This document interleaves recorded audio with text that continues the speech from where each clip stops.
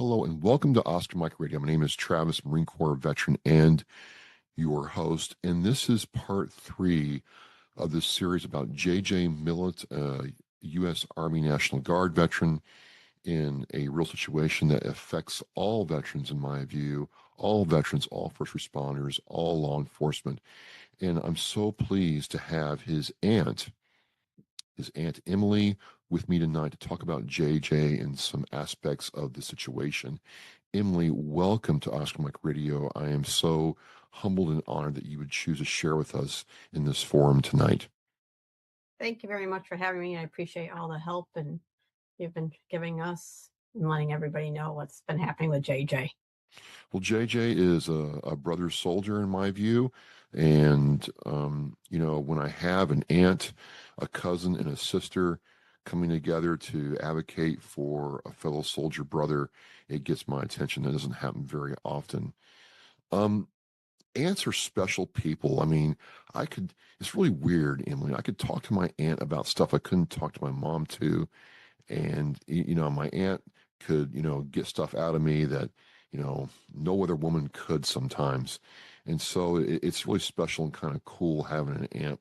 So I'm kind of curious if you'd start with what was JJ like growing up? Because Emily is like, they used to fight like cats and dogs. Elizabeth was like, he was kind of older than me and I really looked up to him, but you saw him from day one. What was that like? But JJ was always just a nice kid, always helpful, polite, respectful. I mean, he was probably for living locally, he was probably the only boy that lived locally for a nephew. The other nephews lived out of the town. So, but he was just always just a nice kid. Everybody loves JJ. Everybody. I mean, my uncle or my husband's aunt, everybody's like JJ, JJ, JJ. It's always JJ. He was never in trouble. He was just a good kid. Yeah, yeah. That was, it's like he just, he'd stop and he was a quiet boy. He stayed to himself as he got older, but he was just a good all around kid. What was it like when you found out he was joining the National Guard?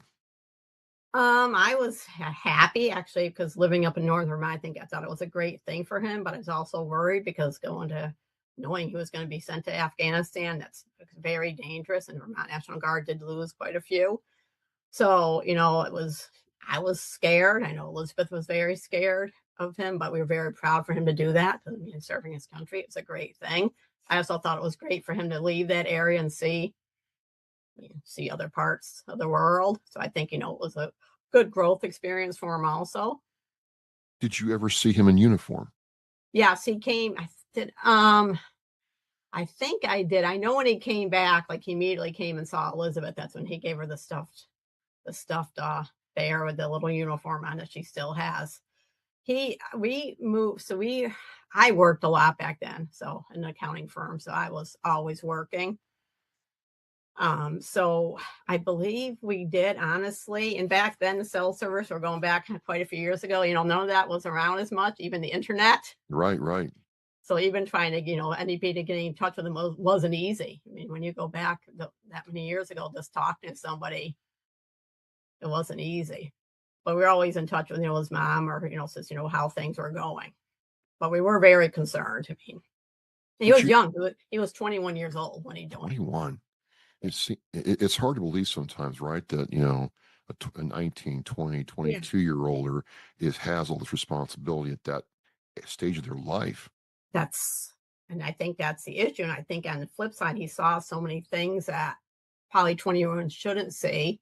Yeah. And then, he's had the PTSD for years, since. But I mean, he point blank said the more he's done therapy, the more he's probably tried to, just keep covered up because trying to be a man and not really let those emotions get to you. So did you see any of that when he came back? Because, we did. I think he was yeah. more quiet, a little more quiet, more reserved. I mean, like I said, he was always more of a quiet, but you could definitely see a change. I think a lot of people had to change when they came back. It was different. Yeah. You saw things differently, you acted differently because he saw things nobody should ever see. Now, as I understand it, you and Elizabeth don't live in Vermont anymore. You all have moved since then. Right. So So yeah, we moved 10 years ago, but we keep in contact with JJ. He's just like one of the ones we've kept in contact with a lot. yeah, um, take me back. You weren't there close because you moved, but take me through what happened in February, if you will, and then kind of transition to the situation now in March where we're going along here and he might be facing jail time. Yes. We obviously, unfortunately, saw on Facebook what was happening, so I immediately reached out to his, sister, so what was going on. And he had been feeling depressed and had some issues. I'd say early winter, maybe December, and went to the VA or talked to them, and they prescribed a new medication for him. Lo and behold, that medication has some severe side effects. I did some research, and it's a black box warning on that. Now, what does that mean? Means it's, I think, a likely to it's a severe adverse side effect per the FDA, likely to cause suicidal thoughts, and also one of the big things was hallucinations. And obviously, after taking the medication for a few weeks, he started hearing voices and having hallucinations and obviously suicidal thoughts. And that's the crux of the situation That's is the crux of the situation, which then, that built up to the February 19th where he had the mental health break. And, he called the hotline for help. And I don't think he had any idea when he called the hotline what was going to happen. He answered the questions. We've read the transcript, and he'd be asked a question, he'd answer the question honestly. So unfortunately, the state's attorney's taking his answers as terrorism instead of saying this was a response. Who do you want to hurt? What do you want to do? And he'd be like, well, I don't want to hurt myself, but the voices are telling me to hurt myself, but I don't want to hurt myself. The voices are telling me to hurt the electric company, but I don't want to hurt anybody. I don't want to do this. So he really thought he was talking to a helpline, which I guess I would have thought the same thing. That was the purpose of it. right. And he talked to the helpline, and then it got forwarded to the Vermont State Police. Right. And we understand that. I think for safety reasons, Sure. 100%, you have to do that. And at that point, when the state police got the call, if they thought it was that big of an issue, wouldn't they have gone immediately to find him instead of saying you can turn yourself in? That's what, amazes us. Well, And no, he turned himself in. he turned himself in. He drove to the barracks. He said, "Here's my revolver." He had a revolver, and here it is. He put his hands up and he said, that's it. So he did nothing wrong. And there's the state's attorney saying he had tactical gear. He doesn't even own tactical gear. So it doesn't even make sense. Some of what they're saying about him, he's never owned it. So Was that's what's frustrating because honestly, he used to always wrote in a journal for years. Part of the journaling is part of what he's been told for therapy. it, And it's also it's it's the first thing you're told to do. Start journaling. yeah, and he did a lot of writings and a lot of religious writing. He's a man of faith, and he writes a lot about scripture. Now, some of the scripture isn't always pleasant and cheery. It can be dark. And that's what and they're using that as saying that's a manifesto. They've renamed it now as a journal, but those are religious writings. And those are just his thoughts at that time. A lot of us writing down thoughts, and that's what they're using that against him also.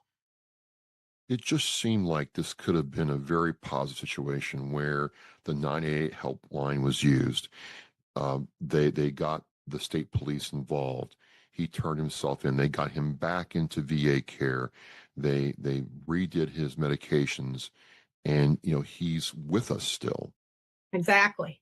And instead, is it the Essex County prosecutor or the state prosecutor? I'm not So really this sure. is the Orleans County, Vermont, out of Newport, Vermont, state's attorney who led the charge. She has now passed it on to, I believe he's still Essex County prosecutor. For some reason, she did not go to court the last court hearing. She is having Vince Aluzzi do it. We're not sure why. She led the charge, and now she's not doing it. That's odd. That's very odd. So I don't know what happened. Like I said, we don't know why she's done what she did. And as far as that respect, it's very odd that, she led the charge. And as state attorney. She has a couple others underneath her that has always worked, but no one has seen this Vince Aluzzi come in from another county. Another county. Yes. Well, at least he was. I'm not 100% sure. He used to be the Essex County, Essex and Orleans County border each other. What's been the reaction in the community as this gets out there to other people, people who know JJ and your family? What's been the community's reaction to what's happened? 100% positive for JJ. Everybody's upset. Everybody's concerned. Nobody knows why. Nobody knows what. I mean, what? Nobody can even justify it. When we've talked to people, and obviously I've talked to tons of people in the Newport, Derby, Vermont area. We've talked to people outside the area. Nobody can understand why. Even top lawyers can't understand why this has happened. What the reasoning is, because we ask ourselves, and we've asked, I mean, what could he have done differently? Other than harming himself, we don't know what else he could have done. I mean, he did what he was taught to do. It just, for me personally, it just, we've told veterans for the last 10 years, call for help, call for help, call for help. And my concern is if this goes through, and as I understand it, reading the law, the penalty, the minimum sentencing guideline is 20 years. That's what we've been told. Yes. So this is not like, okay, we can kind of, No, it's 20 years. it's a not slap on the head. This is a huge. I mean, this is. I mean, but yeah, forever life changing. He'd be close to 58 when he would get out.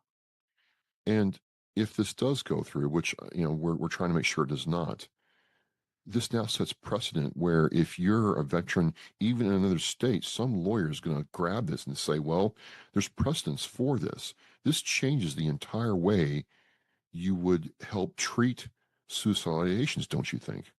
100%. That's one of the issues we're speaking out, not only for JJ, but for all veterans, because this is not a precedent that can be set. I mean, people are calling this hotline, and we don't want to stop calling a hotline, but they're calling it for help. I mean, we want to save lives. We don't want, and we also want this to happen to anybody else, though, because the mental toll it's taking on JJ is very hard to recover to begin when you're facing such a charge. So he can't even barely recover because of this charge. And secondly, the monetary, he can't work. Right. He's got no income coming in. So Right. it's like his life is on hold right now. So for people outside of the Derby, Vermont area, as an aunt, what do you want people to know about JJ, the man, the family member, your nephew, Emily? He is just a wonderful person who would never hurt anybody. He would do anything for anybody. This is not, I mean, he had a mental health break. This is not, this is not, JJ would not hurt anybody. I mean, this was an unfortunate thing that happened. And we just want, I mean, he's just a great guy whose now life is sort of in limbo until these charges are resolved. And correct me if I'm wrong here, as I understand it, he never had any prior convictions at all. No, I He mean, he worked was a as correctional right. officer for years. He wasn't on any domestic terror watch list at No, all. So there's no history of violence, intent to commit harm, nothing, right?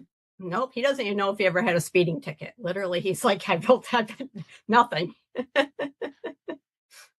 I mean, he was going back to, he was starting school. He was, just about to finish up his degree in behavioral science, Oh, wow. but that's obviously been put on hold.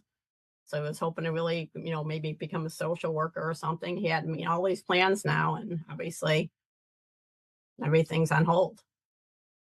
I mean, In, in, a, in, a, in a perfect world, what would be the outcome that you all are seeking for JJ at this point? I mean, all of us would like the charges dropped and an apology made. I mean, nothing. I mean, the charges, we want them dropped. I mean, we just want the charges dropped so he can proceed with his life and continue on with his education. He's great with people and great with children, so he'd be a great youth mentor. And that's what he was also doing before. I mean, he's just a great, he has great patience with it, and he's really great at the job. Obviously, he was a great correctional officer. We had many we had some former inmates reach out to us, or maybe current inmates, I don't know, saying what a great guy he was and how respectful he was as a correctional officer. You don't see that often. Right. No, no, you don't. So, I mean, that's just the type of person JJ is. The next question I get asked is, I get asked, well, what kind of guy was he? And I'm like, well, talking to his sister, cousin, and now his aunt, I would say that, he was loved by his family, loved by his, sibling and cousin and aunt, and then, really a solid guy in the community. Um, after I answer it that way, the next question I'm asked is, well, okay, what can we, because I got people in Texas, Florida, other across the nation starting to learn more about this. What can we do to help, Emily? We need to get this out there. Publicity. Just need to keep pressing the issue. We need people to call or write to the Orleans County State's Attorney Office in Newport, Vermont. I've got the number and address if they need that. They need to be told to drop all of these charges. The pressure has to be on them to know that America is watching, not just Newport, Vermont, Derby, but America is watching this. If you give me the phone number and Yeah. address, I will put that in the Oscar Mike Radio show post what to do, and I will call this week myself and send a Okay. letter. Because I know at the beginning they were getting so many calls a day that were like beside themselves because they couldn't even get any work done because they were getting call after call. But this is not just a JJ issue. This is a national issue. I mean, this is I agree with you. And people say, well, you're just being yeah.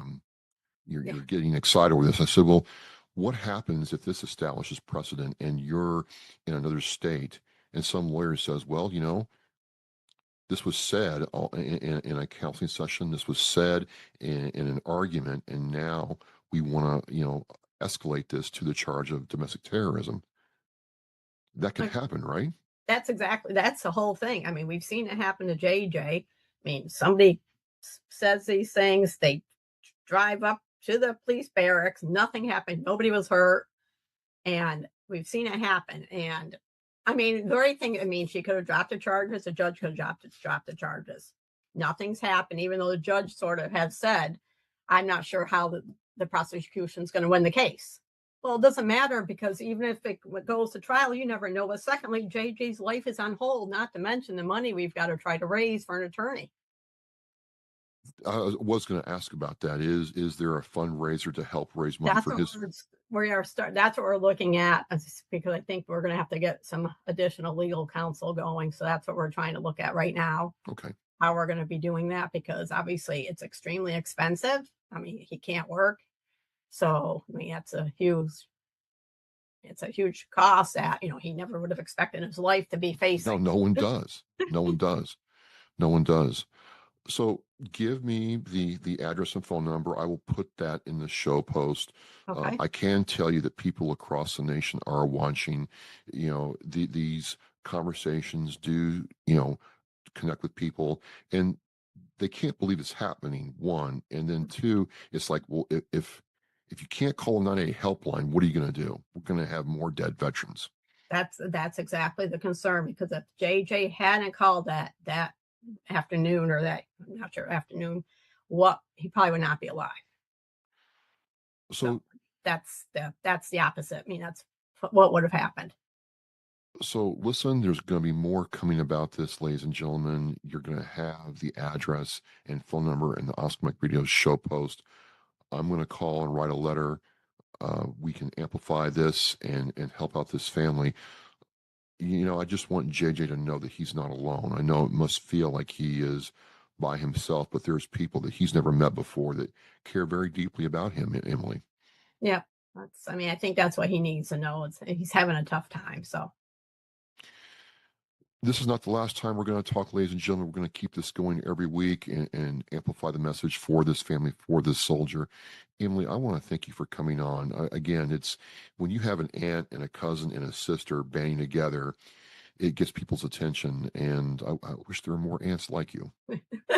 I really appreciate you even listening to us because it's been a tough battle for the last few weeks. So I really appreciate you reaching out and making this You sent you me that know, email and just said, yeah. hey, and here we are.